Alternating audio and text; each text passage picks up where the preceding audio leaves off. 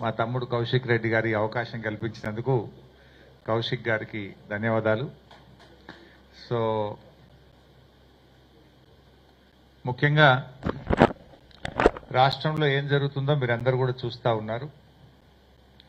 మన రాష్ట్ర ముఖ్యమంత్రికి జనరల్గా డాక్టరేట్లు పిహెచ్డీలు ఇస్తుంటారు.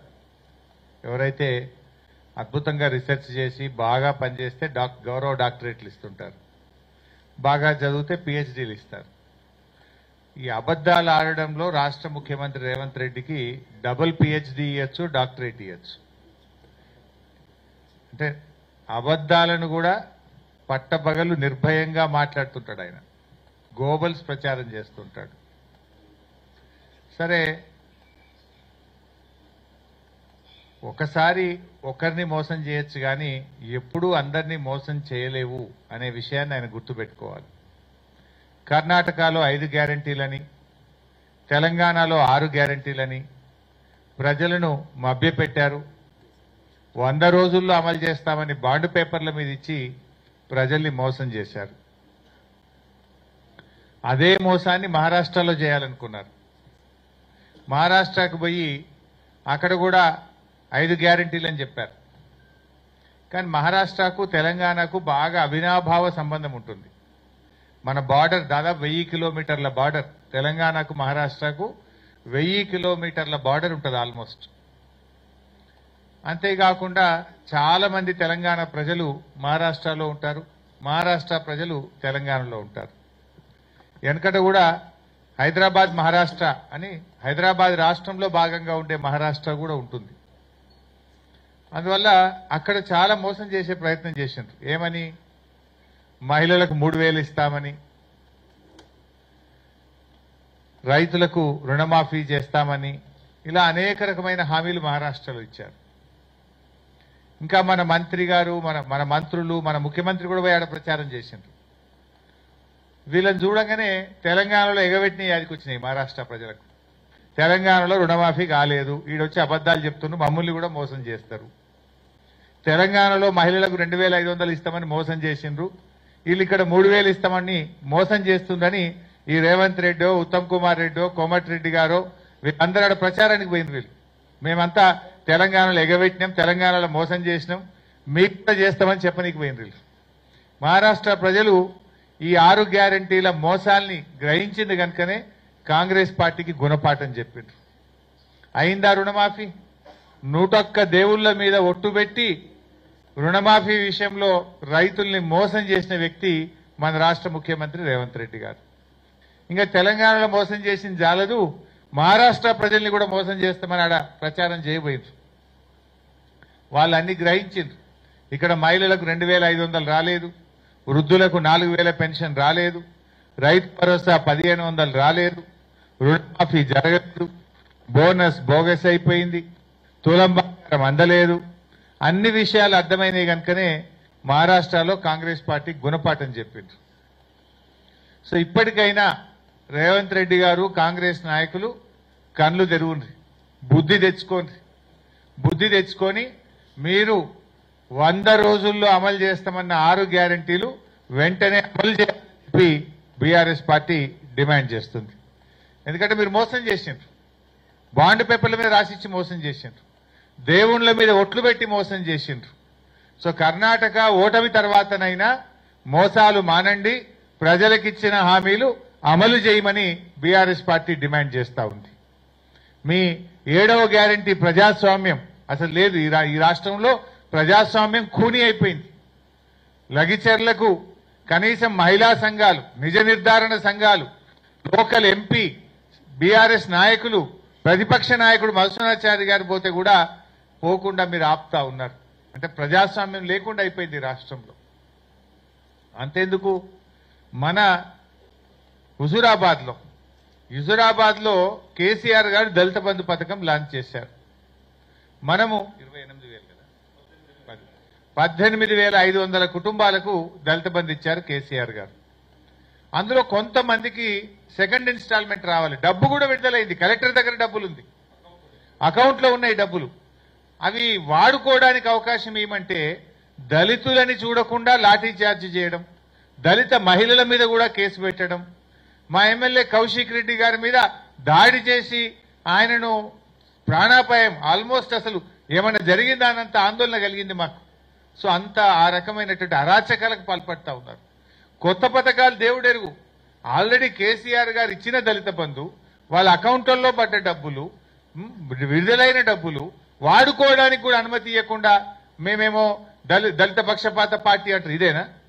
నేను అడుగుతున్న బట్టి విక్రమార్క గారిని, మీరు ఆర్థిక మంత్రిగా ఉప ముఖ్యమంత్రిగా ఉన్నటువంటి మీరు దళితులకు చేసే మేలు ఇదేనా నేను అడుగుతా ఉన్నా. మీ నియోజకవర్గం మధురలో కూడా ఒక మండలానికి పూర్తిగా ఇచ్చారు, చింతకాని మండలానికి. నేను మొన్న చింతకాని మండలం పోతే అక్కడ కూడా కొన్ని పెండింగ్ లో ఉన్నాయి సార్, పడ్డ డబ్బులు మమ్మల్ని వాడుకొని ఇస్తలేరు అంటున్నారు. అది చింతకాని అయినా, అది జమ్మికుంట అయినా, హుజురాబాద్ అయినా, రాష్ట్రంలో ఎక్కడైనా సరే ఆల్రెడీ విడుదలైన దళిత బంధు పథకాల్ని వెంటనే ఆ దళిత కుటుంబాలకు అందజేయాలి, వారికి అన్యాయం చేయొద్దని చెప్పి కూడా బీఆర్ఎస్ పార్టీ పక్షాన మేము డిమాండ్ చేస్తా ఉన్నాం. ఇంకా ముఖ్యమంత్రి గారు నిన్న మీరు చూశారు, ఆయన నియోజకవర్గం లగిచెర్లలో అది ఫార్మాసిటీ కాదు, అది ఇండస్ట్రియల్ ఎస్టేట్ అని మాట మార్చిండు. అబద్ధం ఆడడానికి సిగ్గుండాలి. నువ్వు ఇచ్చిన గెజిట్ నోటిఫికేషన్లు ఏముంది? జూలై 2024 19 జూలై 2024 నాడు లగిచెర్ల ప్రాంతంలో ఫార్మాసిటీ ఏర్పాటు చేస్తూ నీ ప్రభుత్వం గెజిట్ ఇచ్చింది. నువ్వేమో ప్రజలు తిరగబడితే ఇప్పుడు మెల్లగా మాట మార్చి లేలే అది ఇండస్ట్రియల్ ఎస్టేట్ అని మాట్లాడుతున్నావు.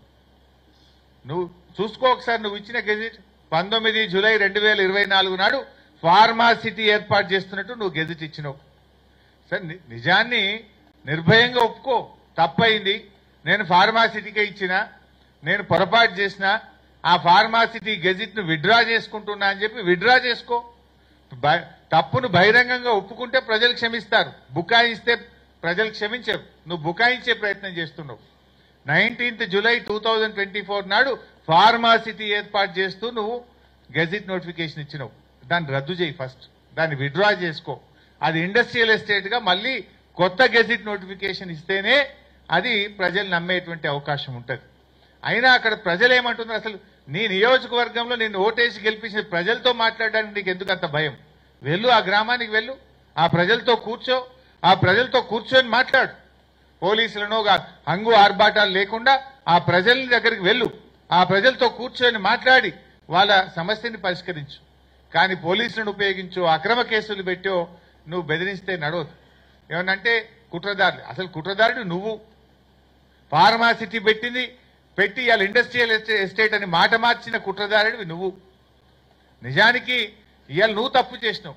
ఒక ఎమ్మెల్యేగా నువ్వు వాళ్ళ దగ్గరికి వెళ్ళి మాట్లాడాలి, వాళ్ళతో చర్చించాలి. ఇలా వాళ్ళు ఏమంటున్నావు? నువ్వు తొండలు గుడ్లు పెట్టేయని అన్నావు. అక్కడ మహిళలు పిల్లలు వెళ్ళి బ్రహ్మాండమైన పచ్చటి పొలాలు చూపిస్తున్నారు. అంటే నీకు అవగాహన లేదా? ప్రజల్ని తక్కువ అంచనా వేసి అబద్ధాలు ఆడుతున్నావా? నీ నియోజకవర్గంలో ఆడ ఏం పంట పండుతుందో కూడా నీకు అవగాహన లేదా? తొండలు గుడ్లు పెట్టే నువ్వు మాట్లాడితే పచ్చటి పొలాలు వాళ్ళు చూపిస్తున్నారు. అంటే ఈ రకంగా నువ్వు అబద్ధాలు మాట్లాడడంలో నువ్వు డాక్టరేట్ పొందాలి. నువ్వు ఏదైనా అబద్ధాలకు ఒక యూనివర్సిటీ ఉంటే ఫస్ట్ డాక్టరేట్ రేవంత్ రెడ్డికే వస్తుంది. ఏం మాట్లాడి మొన్నటిదాకా? కాళేశ్వరం ప్రాజెక్టు కూలిపోయింది, 1,00,000 కోట్లు వృధా అయిపోయినాయని గోబల్స్ ప్రచారం చేశారు, గోరంతలు కొండంతలు చేసి ప్రచారం చేశారు. నిన్న మొన్న ఏం మాట్లాడుతుండు? నిన్న మాట్లాడుతుండు ఆయన, కాళేశ్వరం నుంచి 20 టీఎంసీల నీళ్లు హైదరాబాద్ మంచినీళ్ళకి తీసుకుపోదాం, డిసెంబర్ 1st వీక్ లో టెండర్లు పిలవాలంటుండు. మరి కాళేశ్వరం కూలైపోయాయి, 20 టీఎంసీల నీళ్లు హైదరాబాద్ ఎట్లా తీసుకుపోతా అంటున్నావు రేవంత్ రెడ్డి నువ్వు? మొన్నటిదాకా కాళేశ్వరం కూలైపోయింది, మొత్తం 1,00,000 కోట్లు నీళ్ళలో గంగలు కలిసినాయి అన్నావు. నిన్నేమంటుండు? కాళేశ్వరంలో అంతర్భాగమైన మల్లన్న సాగర్ నుంచి, కొండపోచమ్మ సాగర్ నుంచి 20 టీఎంసీల నీళ్లు హైదరాబాద్ మంచినీళ్ళకి తీసుకుపోదాం, తొందరగా ఎస్టిమేట్లు ఫైనల్ చేయండి, వారం రోజుల లోపల టెండర్ పిలవాలంటుండు. వారం రోజులనే. మరి కాళేశ్వరం కూలైపోతే 20 టీఎంసీల నీళ్లు హైదరాబాద్కి అడికెళ్ళి వస్తున్నాయి. కాళేశ్వరం నుంచి నువ్వు ఎట్లా టెండర్లు పిలుస్తున్నావో నేను అడుగుతున్నా. మొన్న ఒక మంత్రి మా సిద్దిపేట జిల్లాకు వచ్చింది పోయిన ఎండాకాలంలో. మన మల్లన్న సాగర్ ప్రాజెక్టు, రంగనాయక సాగర్ ప్రాజెక్టు దగ్గర పోయి గేట్లు ఎత్తి 1,00,000 ఎకరాలకు నీళ్లు విడుదల చేస్తున్నాము అని ఒక మంత్రి మాట్లాడింది.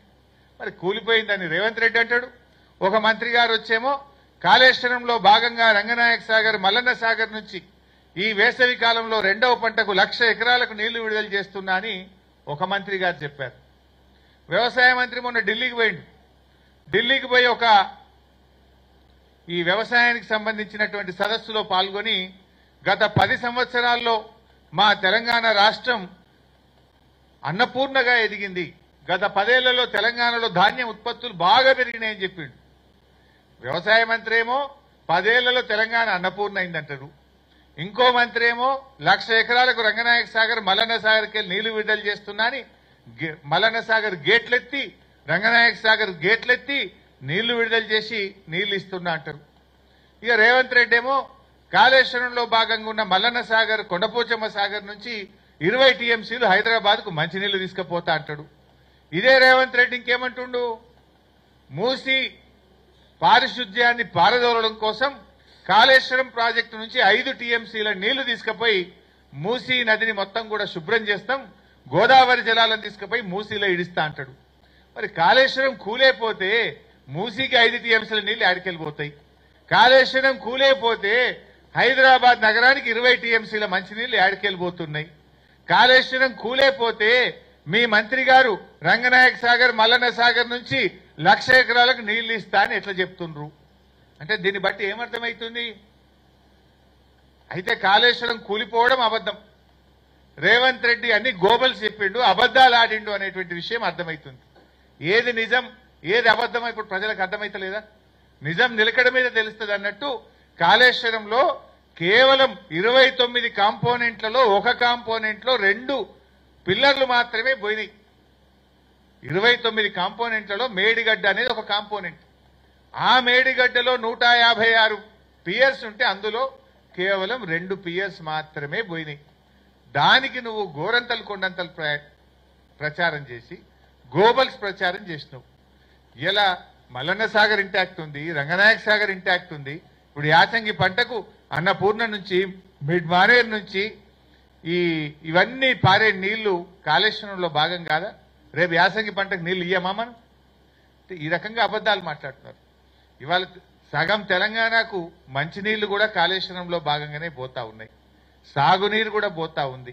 ఎస్ఆర్ఎస్పీ స్టేజ్ 2 కూడా 3-4 పంటలకు కాళేశ్వరంలో భాగంగానే నీళ్లు ఇచ్చాం. అంటే రేవంత్ రెడ్డి ఎంతసేపు అబద్దాలు. నువ్వు ప్రతిపక్షంలో ఉన్నప్పుడు అంటే మోసం చేసినావు, ఇవాళ అధికారంలో ఉన్నావు. అబద్ధం ఆడినా ప్రజలు నమ్మే పరిస్థితి లేదు. ఇవాళ నీ రంగు బయటపడ్డది, నిజాలు ప్రజలకు అర్థమవుతా ఉన్నాయి, అన్ని విషయాలు కూడా ప్రజలకు అర్థమవుతుంది. ఇలా ఏది నిజం అనేది ప్రజలకు అర్థమైంది కదా. కాళేశ్వరం కూలేపోతే మూసీకి కాళేశ్వరం నీళ్ళు ఎట్లా పోతాయి? కాళేశ్వరం కూలేపోతే హైదరాబాద్కి 20 టీఎంసీల మంచినీళ్ళు ఎట్లా పోతాయి? కాళేశ్వరం కూలేపోతే నువ్వు ఈ 1,00,000 ఎకరాలకు మన కాలువల కింద నీళ్ళు ఎట్లా ఇచ్చే ప్రయత్నం చేస్తున్నావు? ఇవన్నీ కూడా గోబల్స్ అనేటువంటివి అబద్దాలు ప్రచారం చేస్తున్నారు. నిన్ననే ఆయన రివ్యూ చేసి వారం లోపల టెండర్లు పిలవండి హైదరాబాద్ మంచినీళ్ళకి అంటుండే. ఎక్కడి నుంచి? కాళేశ్వరం నుంచి, మల్లన్న సాగర్ నుంచి, కొండపోచమ్మ సాగర్ నుంచి. ఇవన్నీ కూడా ఒక గోబల్స్ ప్రచారానికి ఆయన పాల్పడుతున్నటువంటి విషయం మనకు చాలా స్పష్టంగా అర్థమవుతుంది. మిషన్ భగీరథ మీద కూడా అట్లే మాట్లాడింది. ఏమని? మిషన్ భగీరథ మొత్తం ఫెయిల్ అయిపోయిందని, మిషన్ భగీరథలో అసలు నీళ్లే రావడం లేదు అని మాట్లాడింది. కానీ ఢిల్లీలో పార్లమెంట్లో కేంద్ర ప్రభుత్వం చెప్పింది, ప్రతి ఇంటికి త్రాగునీరు ఇచ్చినటువంటి రాష్ట్రం తెలంగాణ రాష్ట్రం, ఫ్లోరైడ్ రహిత రాష్ట్రం తెలంగాణ రాష్ట్రం.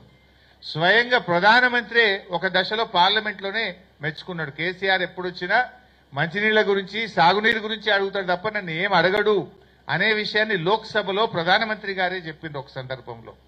దీన్ని బట్టి ఇవాళ మిషన్ భగీరథ విషయంలో కూడా మీరు మోసమే చేసిండ్రు, అబద్దాలు ఆడిండ్రు మీరు. కేసీఆర్ ప్రతి ఇంటికి మిషన్ భగీరథతో నీళ్లు ఇచ్చిండ్రు. ఇలా నిన్న ముఖ్యమంత్రి అంటుండు మిషన్ భగీరథ ఇంజనీర్లను కూడా భాగస్వామ్యం చేసి మిషన్ భగీరథ లాగా 20 టీఎంసీలు హైదరాబాద్కు నీళ్లు తీసుకొని పోండి అంటాడు. నువ్వు మొన్నటిదాకా ఏం మాట్లాడినావు? మిషన్ భగీరథ ఫెయిల్ అన్నావు, కాళేశ్వరం కూలిపోయిందన్నావు. ఇప్పుడేమో ఆ కాళేశ్వరమే మంచి ముద్దు అంటున్నావు. ఇప్పుడేమో ఆ మిషన్ భగీరథనే మంచిగుంది, దాని లెక్క హైదరాబాద్కు నీళ్లు తీసుకుపో అంటున్నావు. అంటే ఈ ముఖ్యమంత్రి అబద్దాల ముఖ్యమంత్రి, పూటకో మాట మాట్లాడతాడు. దేవుళ్ళ మీదనే ఒట్టు పెట్టి మోసం చేసినోడు ఇంకేం చేయడు చెప్పుండ్రి.